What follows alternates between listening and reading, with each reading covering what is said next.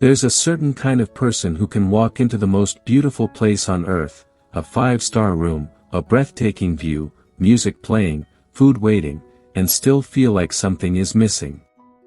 And then that same person walks into a small, ordinary room with old furniture and a slightly creaky door, and something in their chest just loosens.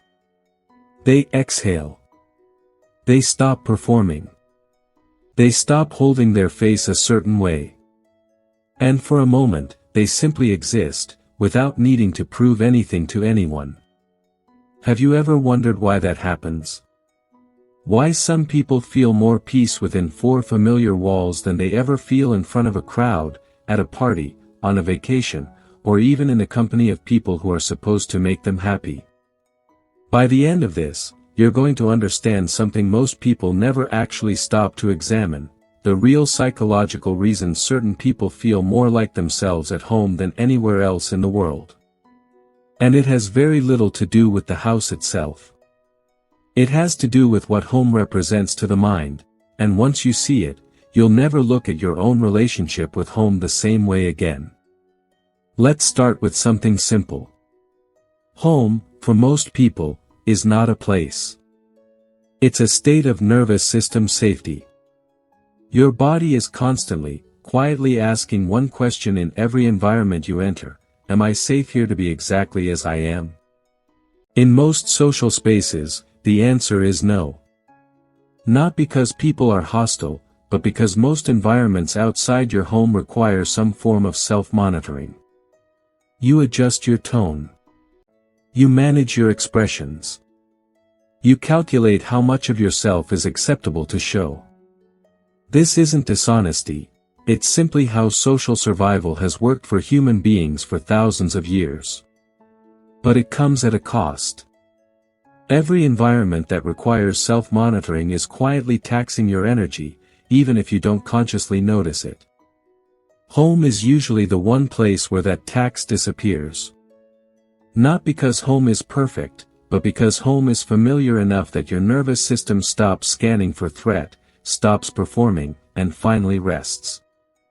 And that rest is not laziness, it's recovery. It's the mind coming back to its baseline. This is why some people feel a strange, unexplainable exhaustion after spending time in beautiful places filled with strangers, or even filled with people they know but around whom they still feel the need to manage their image. It's not that those places are bad. It's that those places demand energy that home doesn't ask for. But here's where it gets more interesting, because if home were only about comfort and low effort, then everyone would feel this way. Yet not everyone does. Some people feel restless at home. Some people feel more alive outside, more like themselves in movement, in noise, in unfamiliar spaces. So the question becomes deeper than, home makes people happy. The real question is, what does home represent internally for a person, and how does that meaning shape their sense of peace? For many people, home represents the only place where they don't have to be interesting. Think about that phrase for a second, where they don't have to be interesting. Out in the world, especially now, in a world of constant visibility, people feel this quiet, invisible pressure to be impressive. To have something worth showing. A good story, a good outfit, a good response, a good version of themselves ready to present at any moment. This pressure is exhausting, and most people don't even realize how much of their day is spent unconsciously managing how they're perceived. At home, that pressure often disappears, not because the person becomes lazy, but because they finally get permission to be unfinished. To be tired without needing to explain it. To be quiet without someone reading meaning into it. To be unglamorous, without judgment.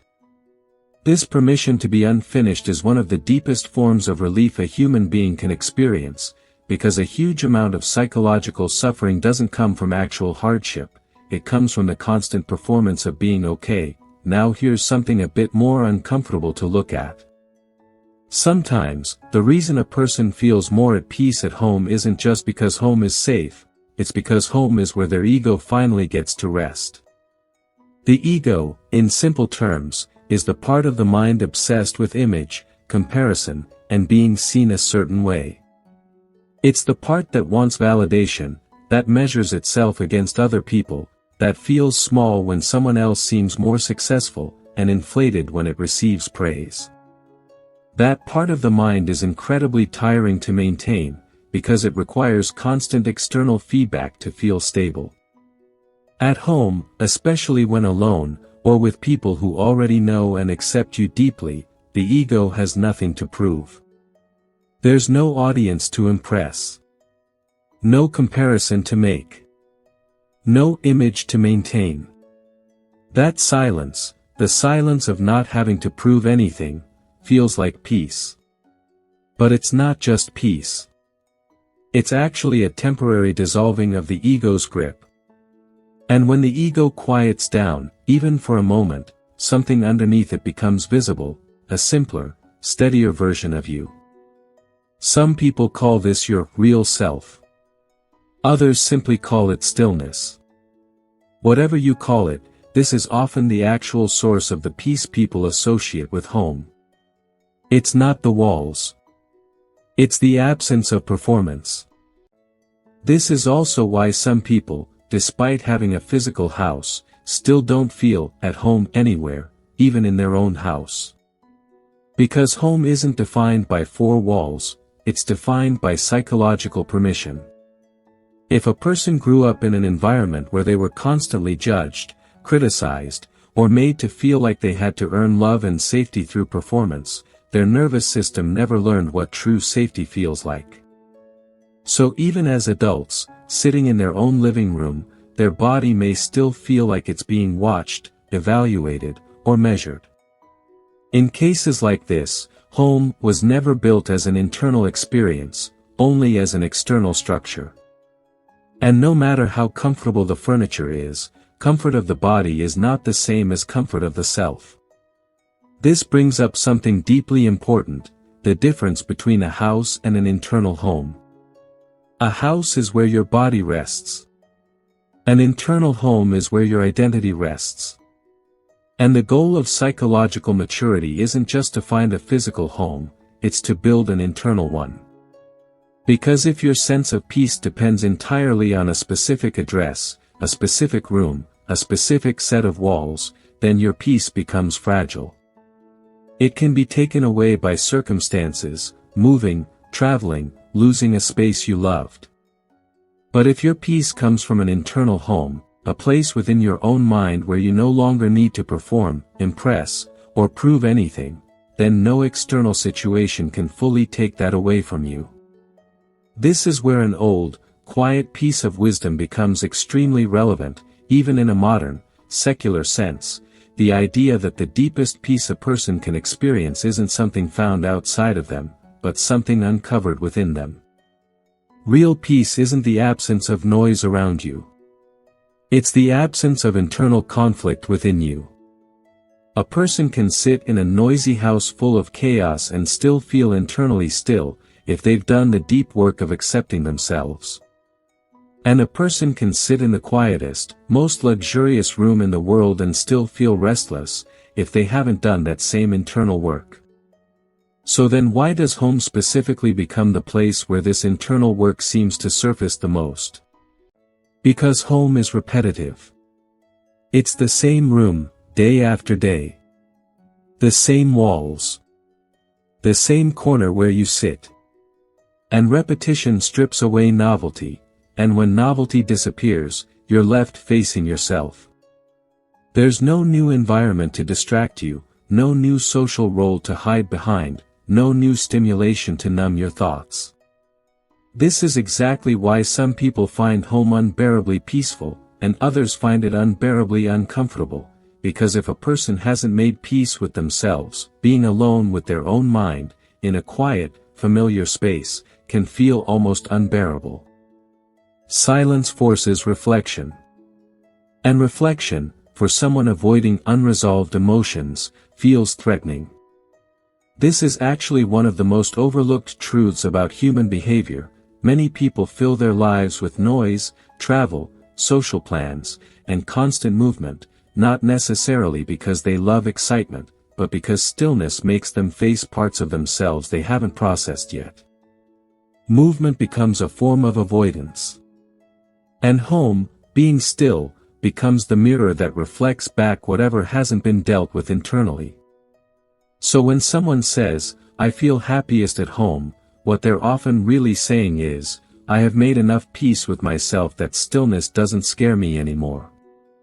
And when someone says, "I can't stand being home, I need to always be out," sometimes, not always, but sometimes, what they're really saying is, "Being alone with my own thoughts is uncomfortable, so I keep myself busy to avoid facing them." This isn't a flaw. It's simply human. Almost everyone experiences some version of this at different points in life. But recognizing it is powerful, because it shifts the entire way you think about comfort, peace, and home. It means true home isn't something you passively find. It's something you slowly build inside yourself, through self-awareness, acceptance, and emotional honesty. There's also something deeply tied to identity here. Home often represents the one place where a person doesn't have to explain themselves. Out in the world, people constantly explain their choices, why they didn't attend something, why they look tired, why they haven't achieved a certain milestone yet, why they think a certain way. Explaining yourself, again and again, is emotionally draining, because it subtly implies that your natural way of being needs justification. At home, especially in solitude, there's no explaining required. You don't owe your reflection an explanation for existing exactly as you are. And that absence of obligation is enormously freeing, even if a person doesn't consciously label it that way. This is why the smallest, most ordinary home moments, making tea in silence, sitting by a window, lying on a bed doing absolutely nothing, often feel more meaningful than extravagant experiences elsewhere. Because in those quiet moments, a person isn't being anything for anyone. They're just being. Another layer to this, memory. Home isn't just a physical structure, it's an emotional archive. The walls hold moments. The corners hold versions of yourself from different years. A certain chair might remind you of who you were during a hard time you overcame. A certain window might remind you of quiet mornings that shaped your thinking. This emotional continuity gives a sense of identity stability. In a world that constantly changes, new trends, new expectations, new digital noise, home can become one of the only places where a person feels a thread of consistency connecting who they were to who they are now. And consistency, for the human mind, feels deeply safe. But here's the deeper psychological twist: the peace people feel at home is often not really about the home at all.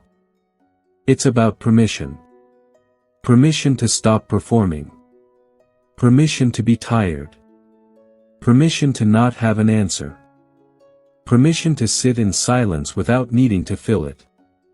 And here's the powerful realization: that same permission can exist anywhere, once you learn to give it to yourself internally, rather than needing an external environment to grant it to you. This is the real shift from immaturity to maturity in emotional life, moving from needing external permission to feeling at peace internally. A person who has done deep inner work can walk into a chaotic room, a crowded event, an unfamiliar city, and still carry an inner stillness with them, because they've stopped depending on validation, performance, or approval to feel safe in their own skin. For that person, home isn't just a place anymore, it becomes a portable state of mind. This doesn't mean physical home stops mattering. It still matters deeply: comfort, familiarity, safety, memory, all of that is real and valuable. But the deeper lesson here is that a physical home works best as a supplement to inner peace, not a substitute for it. If you rely completely on external walls to feel calm, your peace becomes location dependent. But if you build internal peace first, your home becomes an extension of something you already carry within you, rather than the only source of it. So maybe the real question isn't just, why do I feel happier at home?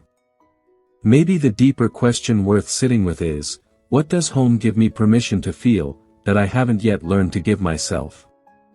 Because whatever that answer is, permission to rest, permission to be imperfect, permission to stop proving your worth, that is the real thing you're searching for. Home is simply where you first found it. And once you understand that, something quietly shifts. You stop chasing peace as if it's hidden somewhere outside of you, in a better house, a better environment, a better set of circumstances. You start to realize that peace was never really about the walls. It was about the war inside you finally slowing down. And when that war softens, home stops being just an address. It becomes a feeling you can carry into any room you walk into. If this made you pause and reflect, even for a moment, that's exactly the point of these conversations, not to give you information, but to gently hand you back a piece of self-awareness you may have lost somewhere along the way.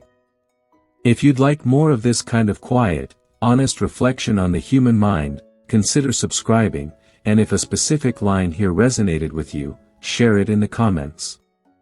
Sometimes, someone else needs to read exactly what you're feeling right now.